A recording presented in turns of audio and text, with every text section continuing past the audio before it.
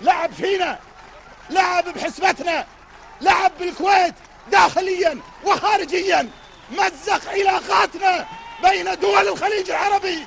هذه الدول التي تمثل العمق وتمثل التاريخ وتمثل الحرية وتمثل الكرامة وتمثل الآباء.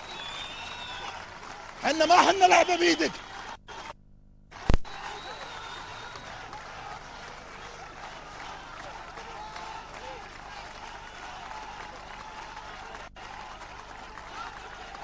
حنا ما حنا لعبة بيدك.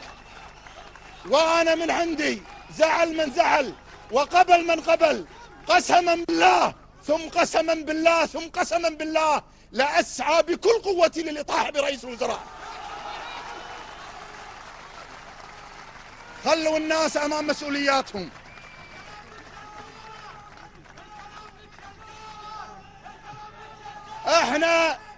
احنا نشكر سمو الأمير، نشكر سمو الأمير الشيخ صباح الأحمد على دوره في إحداث الوساطة في البحرين، وهذا عودنا عليه سمو الأمير من فجر شبابه.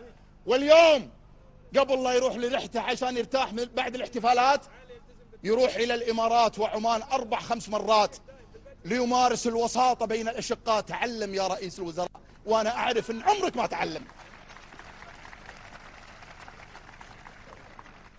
كما احنا نؤكد محمود حيدر وغيره. يا سيدي خلني اعلمك ولا نخادع انفسنا. ترى شفت قاعد يصير هذا كله، ترى كله مرتبط برجل واحد. ترى البلد ما وصل وضعه لهالدرجه الا من 5 سنوات وجاي من تولى رئاسه الوزراء. بس هذه القصه لا نروح مني ولا مني. ترى اقصر طريق بين نقطتين هو الخط المستقيم. الخط المستقيم هو ان نروح لهذا الشخص الفاشل اللي دمر البلد داخليا وخارجيا. انا اؤكد على الوحدة الوطنية. أؤكد على الوحدة الوطنية. أؤكد يا جماعة تمسكوا بدينكم وحدتنا الوطنية اللي ما نملك بعد الله له. نتمنى من المعارضة البحرينية أيضا اللي احنا لا نقبل ان اي شعب من الشعوب ان يقمع او يضرب بسبب المطالبة بالاصلاحات السياسية او الحاجات المعيشية، ولكن ايضا نحن في نفس الوقت لا نقبل بان يحمل شعار اسقاط النظام البحريني. الامر الاخر نقول للمعارضة البحرينية نتمنى ان تستجيبوا للدعوة الصادقة التي اطلقها سمو ولي العهد صاحب السمو الملكي الامير سلمان بن حمد. خلونا عندما تطلبون ومناقشة كل القضايا بدون استثناء، لان هذا الرجل ولي العهد صاحب فكر مستنير يؤمن بحق الشعوب بالمشاركة في الحكم والاصلاحات السياسية. فوصلوا، خلوا سمو ولي العهد يصل الى ما يريد في قضية الحوار. وحنا نعتقد بعد ذلك ان البحرين باذن الله ستبنى بسواعد ابنائها وحكامها، بسواعد ابناء الشعب البحرين من كل فئة لحفظ البحرين، لان البحرين دول الخليج هي الاساس،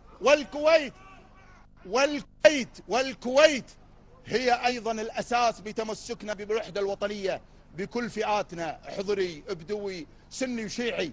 ولكن مرة اخرى اقول بأن ترى الوضع اللي موصلنا في اللي حنا فيه هذا الانقسام. اخلصوا من بدوي وحضري، حرك الإعلام الفاسد، لم يطبق القانون اللي متاح له أن يحاسب للأسف الشديد، وقاعد على أساس أن أعضاء مجلس الأمة هم اللي راح يحمونه. لا، أعتقد بعد اليوم ما في حماية، وبعد اليوم خلوا ترى حنا في نبيها 5. يدري أبو صالح ويدري الإخوان كلهم، والله ما ركب واحد على المنبر في ساحة الإرادة إلا أقسم. صح يا أبو صالح هذا الكلام ولا لا؟ أقسم بالله أنه عشان ال5 دوائر سيطيح برئيس مجلس الوزراء. أنا الآن أقسمت لكم، أنا أتمنى الآن أنكم تطلبون من كل عضو أن يقسم. يلا شكرا.